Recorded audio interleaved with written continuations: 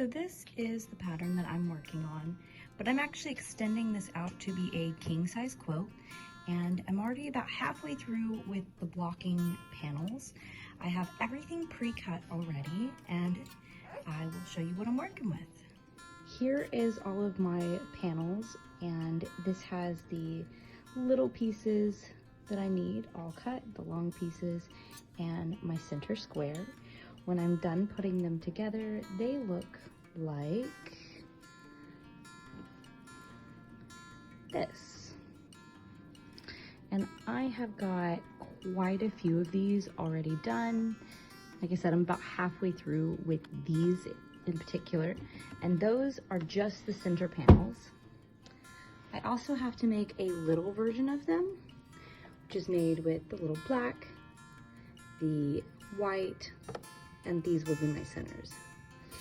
And then, yeah, these are the strips that will connect everything together and go in between. And these are my border pieces. So I already have everything pre-measured, cut, and the math done to convert it from a queen to a king. And I am really excited for you guys to follow along in this journey with me. So I am making flying geese, and I'm connecting the flying geese to my pop panel. My other flying geese is being connected to two little white ends, and when you put it all together, you end up getting a full star block pattern. And I'm going to show you how I make flying geese, which is this step right here. So this is my star print. It is my 6.5 by 6.5 square. These are my background fabrics right here, which are 4, and I have more background fabric, which is here. So B and D are background, and C is going to be my pop fabric. So let me show you how that breaks down. So here is my center pop fabric. These are C. So here is A, and here is C. Here is D, and here is B.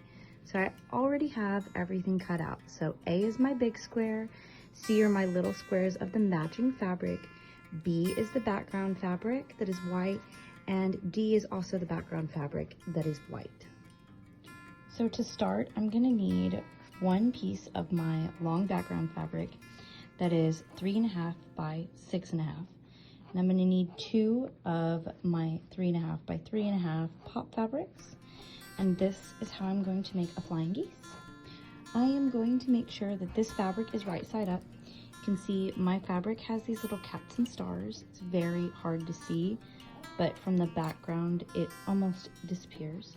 So this is going to be the front, where I can see the stars and the little kitty cats. I'm gonna take my ghosties, and one at a time, I have to take and pin these down. So I'm gonna go ahead and do that real quick. I'm gonna show you how I pin these down, and then we will cut the ends off, and it'll turn into a flying geese. So this is the machine that I'm gonna be using to make my quilt. I'm using a Viking Husqvarna machine, and this machine's about 23, 24 years old. My power button is over here to the side. I get it turned on, and you notice my Stitch Fix is on. I do not want my Stitch Fix to be on.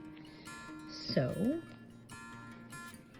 what I'm gonna do to fix that, on this machine, I hit set, more, turn my Stitch Fix to manual. And I like to adjust my stitching to be down at a 1.5 instead of a 2. I feel like it gives a tighter seam. Now that is a lot more difficult if I have to seam rip. I have some scrap fabric from creating my last set of blocking for my panels, and I'm just gonna test and make sure that my stitching is even, everything's working right. And I do this every time before I start a sewing session. Just test my machine. This brings my needle almost all the way down, so I still have some wiggle room, and this presses it flat. I always hold my thread back here so it doesn't pull, and I press my pedal. Once it gets going, you don't have to hold this anymore.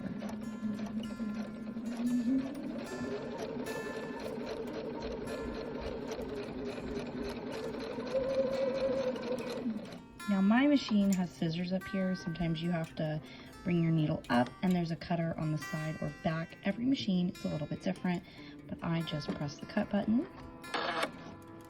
It cuts the thread for me and I pull backwards. And I'm going to check out my seam. And everything is looking really good on my machine, telling me I am good. And I'm ready to start sewing. Now for this project, I have two 3.5 by 3.5 squares, and I have my background fabric. So I'm going to make sure this is face up and this one is face down so their faces are touching. I'm going to line them up to be even. See, my cut is just not perfect, but it is close enough for me. I am going to turn this, making sure it's set. I'm going to take a needle and I'm going to push it through and back in. This is really just to hold it in place, because now I want to take my ruler and I'm going to lay my ruler out right like this from corner to corner.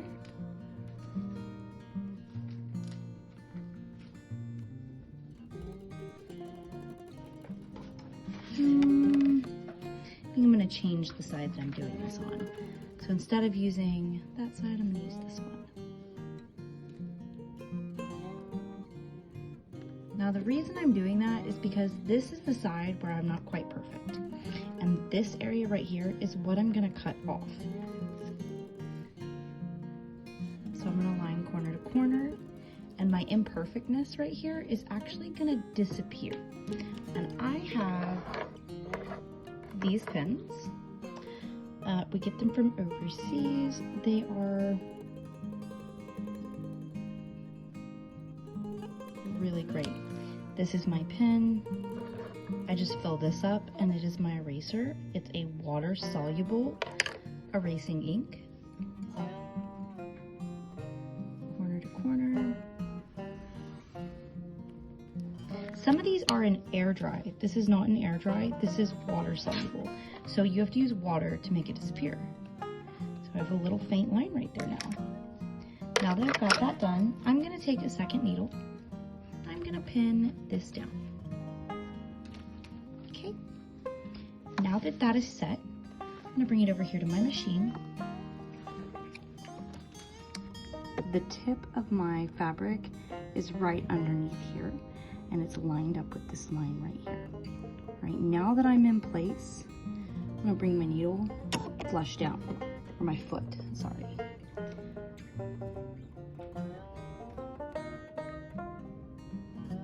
And I'm going to hold my fabric at the back right here. My needle is ready to go. And I'm going to go ahead and just start sewing along this line. I'm lining my line up with that little red line to make sure it's in line with my needle.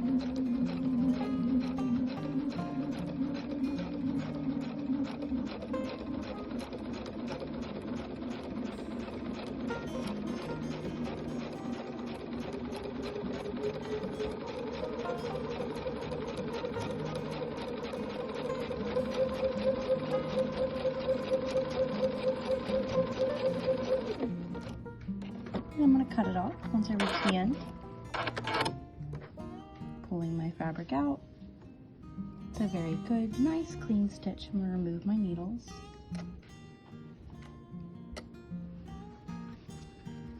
This is what we're looking for. And if this is face down, meaning this side ended up being on the top, right? Because my fabric's kind of difficult to see. I want to make sure those cats are on top. My ghosts are on top when I fold it back. Now, my pattern calls for me to make a cut with 1/4 inch gap. So this ruler right here, I'm just going to line it up with one of these edge lines. It's my seam line, right like that. See, my seam line is underneath those. Okay. And I'm going to get my cutter. Okay, so now that I have this yellow line lined up with my seam line, and I have my cutter.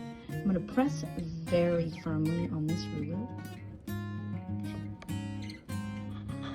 I'm pressing extremely firm with my cutter because I don't want to have to do this twice. And before I move my ruler, I'm going to pick up my triangles and make sure they move and I don't need to do another cut. Again, I keep these for scraps so I can test. Now I have things here. I take my little scissors and I clip off my scraps. Now I just keep a pile of these on my work area and I throw them away at the end. You could have a trash can nearby and do what you need to do. That is how I do things. Now I have half of my flying geese completed, but before I continue on, I need to iron this down and make it to where I can work with this a little bit easier. So let's go over to my ironing station. So I've got 2 ironing stations. This is one, and I have a really big iron, and I never use the steam on it, but I'm actually not going to be using this station over here. I'm going to be using this little one. And I have a wool mat here, a very small iron that gets extremely hot, and I have some starching spray. Now this is very handy for what I'm doing because I need my star to lay as flat as possible so that these seam lines are easy to sew over and it keeps its size. I need this to still be 6.5 and 3.5 by the time I'm done. Essentially, this triangle is simply replacing this area that I've cut off, so it should still be the same size at 6.5 by 3.5. Okay, so what I'm gonna do is I'm gonna lay my fabric down and I'm gonna pull this tight and taut. I'm gonna iron it flat down, pushing my seam to one side. Now for most projects, you can get away with just ironing this right here. And I do go back over it a couple times, making sure it's just really flat. Okay, so most projects, you can get away with just this. Unfortunately, with mine, I tried this and I have to redo one of my stars because that did not work for mine. It slightly changed the size, and that's just not gonna work in the long run because my quilt will be inches off. Even if it's in micrometers or micro little bits at a time, I don't want that. So I'm then going to fold my seam open, ironing that flat.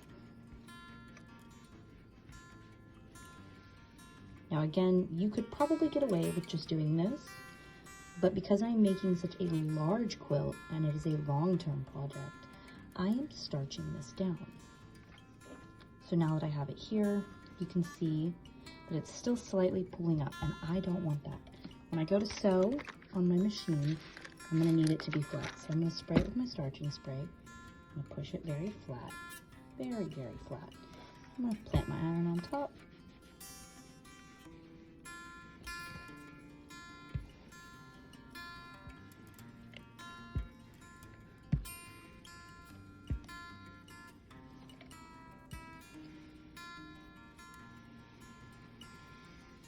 Forcing my flying geese seam to be extremely flat and easy to work with. Now I'm going to do the other side, and I will make 4 of these in total.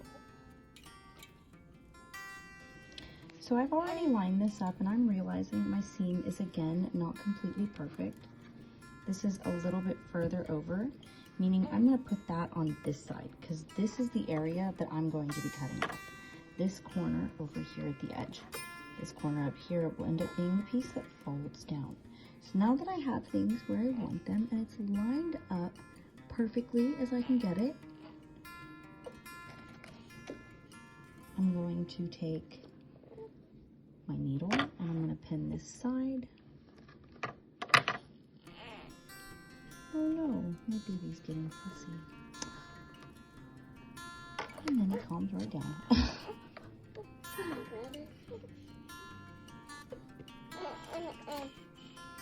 Okay, so now I've got this lined up. It's perfectly set over here. I'm gonna go corner to corner. Now I'm personally lining it up where the purple is, not the corner of this one.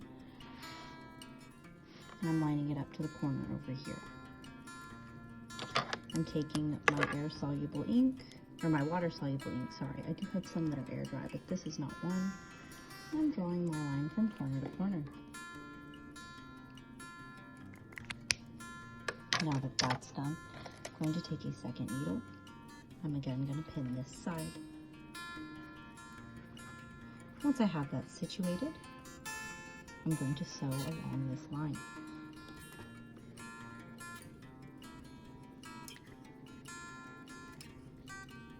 Bringing my foot down partway, lining things up.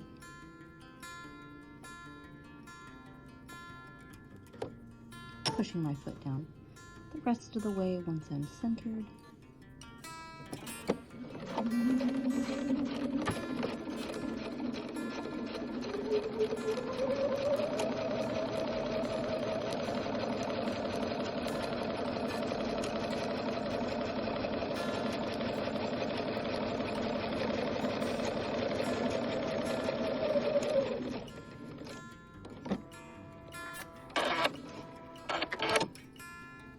Now in the past, I have worked to erase these, but I've come to realize you are not going to see it. And I spent a lot of extra time erasing when I did not need to. So if your seam is going to disappear in the middle, you really don't need to concern yourself with erasing. Now, if you do end up being able to see it from the front, you're pulling on your seams too hard, you should not be able to see this. Okay, so I've got that sewn. I'm going to remove my needles. And I'm going to put them back. I do have a magnetic needle catch just to make my life a little easier. Laying this down, taking my ruler, making sure I'm putting it along this dotted line that is 1/4 of an inch in. Almost did that backwards. That would have been really bad. Alright, getting that nice and lined up.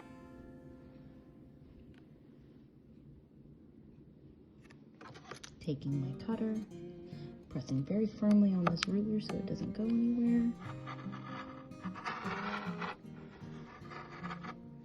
Oh no.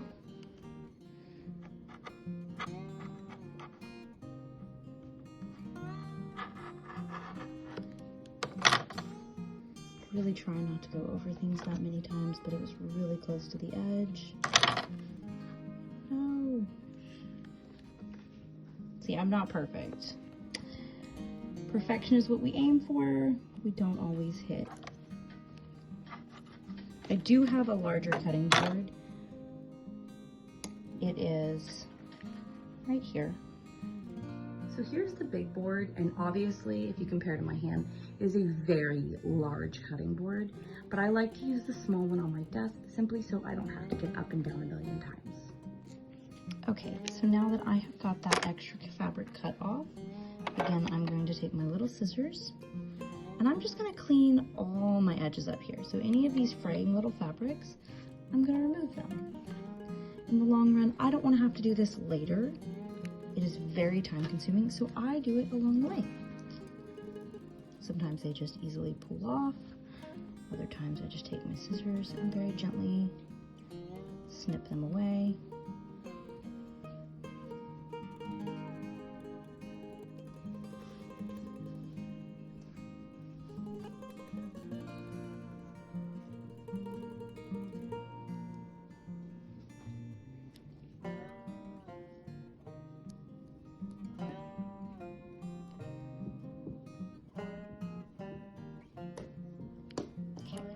So now I have completed one of my flying geese. I just need to go iron this down. Now I am going to take note on which side I did first, because that will matter as one side is under the other. Now when I put my quilt together, I'm not sure if I'm going to be able to see this, but just in case, I want to make sure that it is as symmetrical as possible. That is just my personal preference. You could do the left then the right, you could switch it up, but I prefer to stick with doing the right side every time and then doing the left side second so that they always fold the same way. All right, now we're back over at the ironing station. I'm again going to be forcing it flat.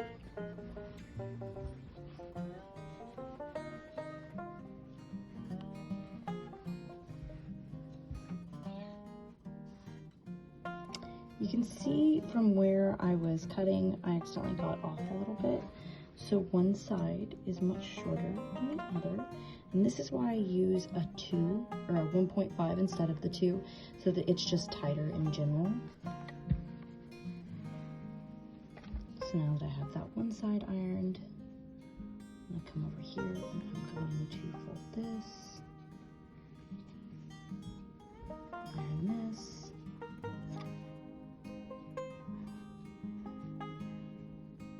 being very careful to not iron my fingers.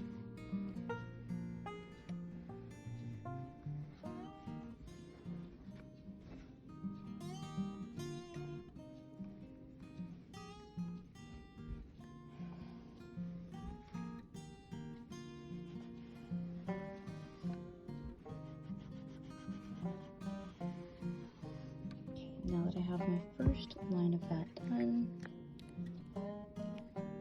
I'm going to take my starching spray. You don't need much. Forcing that flat again.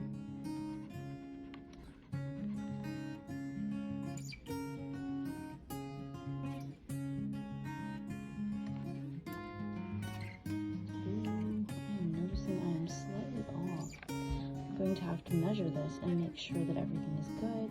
As I can see, this is sticking out further than this side, and I want this line to be as even as possible. Don't be afraid to redo things. Trial and error can be your friend.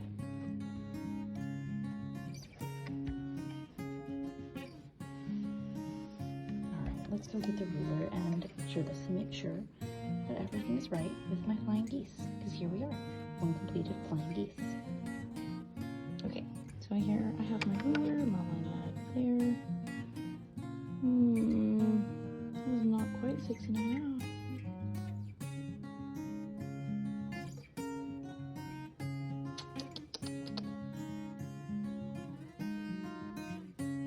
So I am going to set my problem child up here.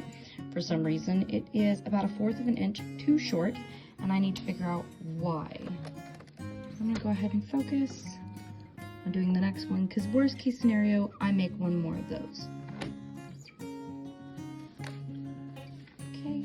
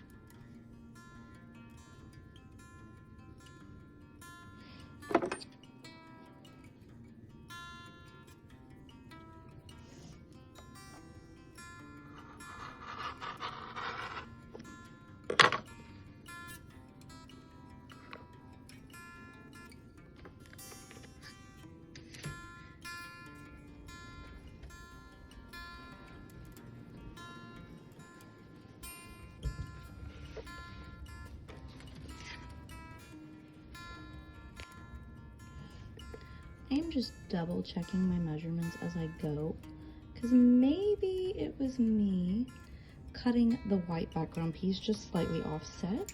I might still be able to use that one. I'm just gonna have to do it in a very creative way to center it, and that way the giveaway is from the back seam and doesn't take away from the star size of it as a whole. Okay.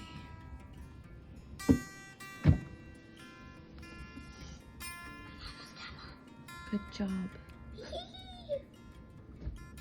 Well, I don't want to do that other paint, so I did this one.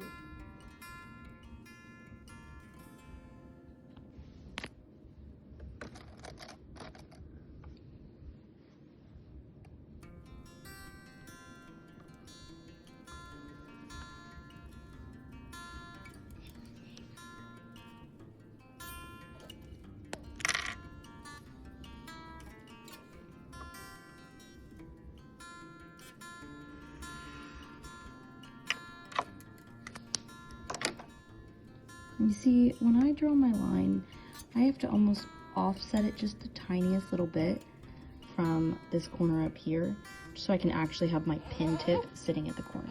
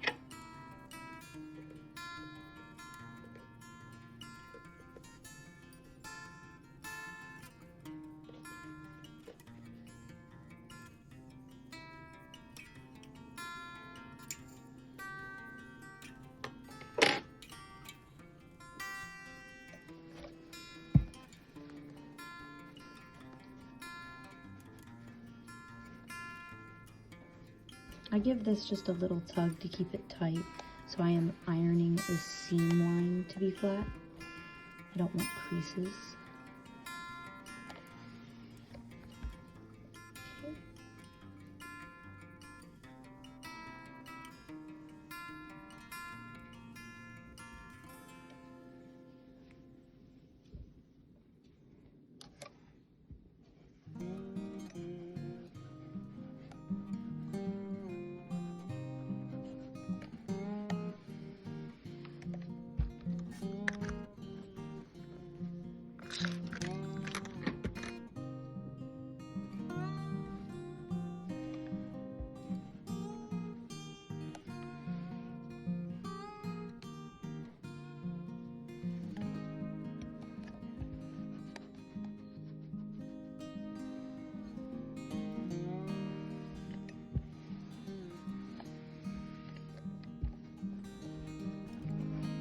And now I have 2 out of my 4 flying geese completed. Oh, that fabric is still very hot. Be careful not to burn your fingers.